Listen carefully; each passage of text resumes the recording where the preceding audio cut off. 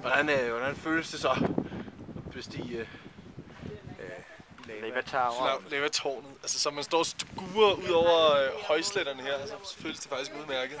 Lige med vinden ruskende i ansigtet, ikke? Man kan mærke, hvordan man bliver mere og mere værdigt. Og du er ikke ved at nå smertegrænsen? Nej. Altså, jeg kan godt se ådselsæderne kredse om tårnet, ikke? Men det er ikke noget, der sådan skammer mig. Så du er med andre ord ikke ved at give op? Nej, jeg føler ikke, at jeg er ved at knække. Det gør jeg ikke. Nej. Må vi høre et kampskrig? Nej, men altså, nu har jeg jo tidligere udløst kampskrig, der fik folk til at flygte i rædsel, så jeg vil ikke ligesom stå og ytre mig. Det er utroligt så meget lort, du kan fyre af på så kort tid. Skal du tale pænt? På en skala fra 1 til 10, hvor svært er Lava Tower så? Hvor svært det er? Ja. Altså, jeg vil måske mere udtryk, hvor utrolig nice det er. Der kunne det faktisk godt komme op på en 8. En 8? Ja, 8. Men og hvor ligger resten af Kilimanjaro så? Resten af Kilimanjaro, det ligger nok på en fin 9-8. Okay. Og nu skal jeg videre, hvis det er okay. Jamen, jeg er jo travlt. Altså, jeg skal til toppen, som man siger. 9,8 eller 9 streg 8? 9,8. Hvad siger du? Det er amerikansk. Hvis man skal ud og lade tekst, så skal man bruge det. Det var for at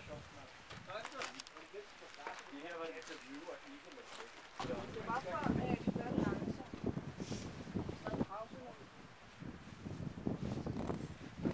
Kan du se over foran, der kan den der? Den anden hånd, ja.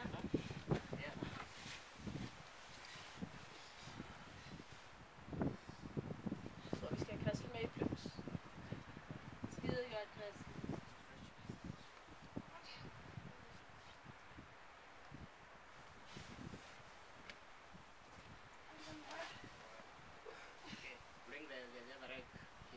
Dit ben op skal op på den anden side. Sådan der, Christel. Ancient Lava Tower of Doom med bagpipes. Skuffede ikke. Skuffede ikke? Nej, det skuffede ikke. Jeg tænkte til. Det gjorde det ikke. Det var en voldsom oplevelse. Jeg er måske lidt traumatiseret, men jeg føler, at jeg er blevet stærkere efter den her tur. Det mærker jeg. Kan du ikke finde på et eller andet flavor? Flavor? Altså, nogen vil sådan off the record, ikke? Så kan man faktisk godt sige, at det her, det var, hvad man vil kalde for et stykke med kage.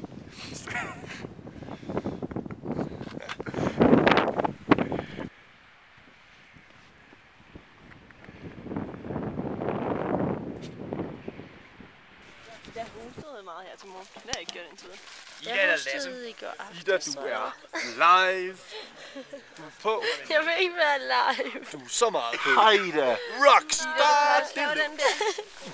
Jeg har sådan et billede af mig selv, da jeg var 2-3 år, hvor jeg bare står sådan derovre for kameraet. Jeg står her med Mads Dankor, der nu vil fortælle lidt om dagens etape. Dagens etape er i virkeligheden meget kort. Det er meningen, at vi skal gå op ad sådan en bjerg heromme bagved. For sigende så kan bærerne tage det på lige omkring 40 minutter. Vi skal så nok bruge omkring 3-4 stykker eller noget. Vores fine guidebog forklarer, at det er en næsten vertikal stigning, vi skal op i. Kan du illustrere, hvordan er en næsten vertikal stigning? Jamen altså, hvis vi har Danmark her, ja. Og så har vi Bornholm her måske, så er vi nok ude i cirka sådan her. Hvor at vi så skal zigzagge opad. Ja, det er forholdsvis stejlt. Ja, det var godt og skidt. Kan vi lige få en anmeldelse med af toilettet her nu, vi står? Det var godt. Men hvordan med selve toilettet? Jeg tror, du har mistet din... Jeg har mistet min... Var det ruten, eller hvad? Ja, så på den anden side, så skal vi lidt ned og skylle lidt op igen. Og så er det frokost, og så skal vi sove. Så skal vi føde den. Yes, det er fremragende. Tak skal du have. Ja, det er også lidt. Vi er ude.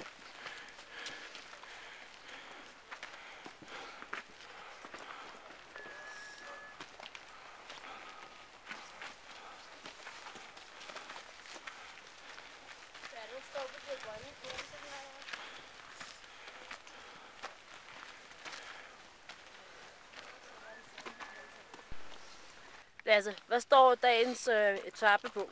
Ja, det der kommer til at ske, det er, at vi først går forholdsvis meget opad. det bliver stejlt, og så skal vi overhælde nogle gamle mennesker, som går som om vi er på vej til et gaskammer. Så skal vi lidt højere op, og når vi så går til de her 3 kilometer, altså vi går og feder den her, ikke? Og så kommer vi frem der først på eftermiddagen og spiser lidt mad, og så tager vi en bit lur, og så skal vi sgu mod toppen. Så det tror jeg bliver stille og roligt, men også fedt, ikke? Det er jo godt vejr, så... Tag lige de gamle mennesker. Toppen er næsten der. Folk er glade. Det er de gamle mennesker. Bare lidt trækker ned.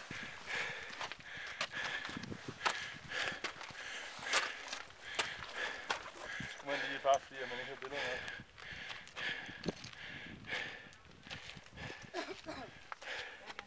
med. Nå. Nå, piger, vi er ikke tomme for at danse. Nej, jeg skulle bare ikke med kameraet i lommen. Det er jo nogen, der prøver at lave en filmproduktion heromme.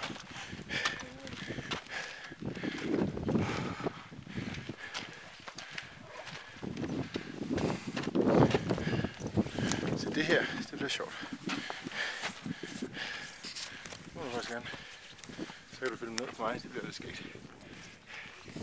Så er det vinkel. Nier på bjerg. Så skal vi lidt længere tilbage.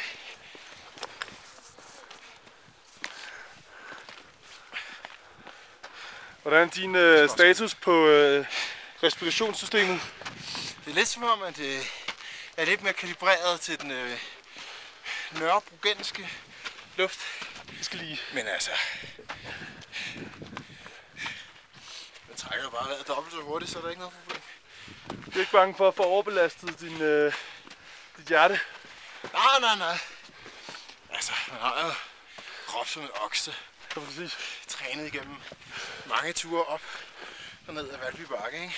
Nu er det bare uheldigt, at der ikke er så mange okser heroppe. Ja, kan du give mig en forklaring på det? Det er nok fordi, de er alle sammen oppe på toppen. Så vi kan godt satse på at se en hel flok okser deroppe. Ja, bevares. Jeg vil sige, det her er jo ikke meget i forhold til Valby Bakke. Nej. Yuli nenda na wale. Kuna wale wawili kule wanaishi. Hovsa, og det er et flipcam. Det var det i hvert fald. Gå derovre på den anden side af mig. Okay, vi skal finde et sted. Nå, hvad var det så? Det var dumt. Det var fedt. Så Er det noget, du gør igen? højst sandsynligt ikke, eller helst uden blodnæs og uden grædende folk omkring mig, men det gik super fedt.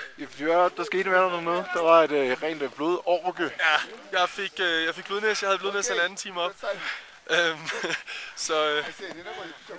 Men vi klarede det alle sammen. Hver en kom op. Det var helt perfekt. Det var der ikke mange, der havde regnet med, men sådan er det, når man er så gode som os. Og hvad er planen så nu? Jamen altså, vi må se efter noget højere, ikke? Og så er der øl. Vigtigt. Vi skal have kædet nogle bajer. Jo, tak.